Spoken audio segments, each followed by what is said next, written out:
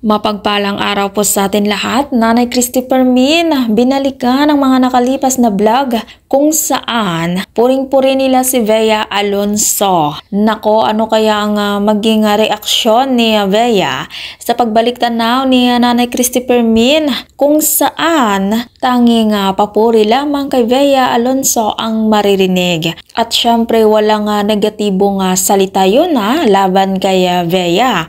At sobrang dami nilang nilabas na mga nakalipas na video kung saan pagtatanggol at papuri lamang ang namutawi sa kanilang mga bibig. Naku po, sana all ganyan, no? Sana ganyan hanggang ngayon, char. At yung video nga pala na pinakita ni Nanay Christopher Min kung saan poring-puri nila si Bea ay kuha po yun noong 2022 pa. At syempre magbabasa tayo ng komento ng ilang netizens. At komento ni Edgar, ang demanda sa inyo ni Bea yung ngayon, hindi yung dati. Grabe yung paninira nyo sa kanya, lalo na yung kay Dominic. Below the belt na.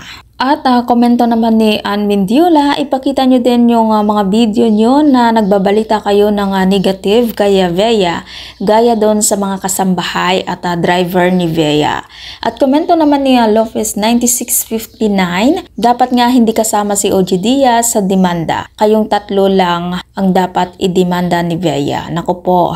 At ayon naman kay Rose Habana, mga takot biglang, bakit biglang di ipalabas yung natutulog si Dominic sa bahay ni Bea na paulit-ulit nilang binabalita. At yan po ang ilang komento ng mga netizens at marami pang komento doon sa vlog ni Nanay Christopher Min na showbiz now na. Kung ikaw, ano ang reaction mo dito? Yung binalikan nila yung mga araw kung saan puring-puri nila si Bea Alonzo. Mahirap talaga yung ganyang trabaho. Talaga minsang makapagbitaw tayo ng hindi kaaya-ayang salita laban sa ating kapwa. Kaya lagi ho tayong mag-ingat sa ating mga binibitawang salita.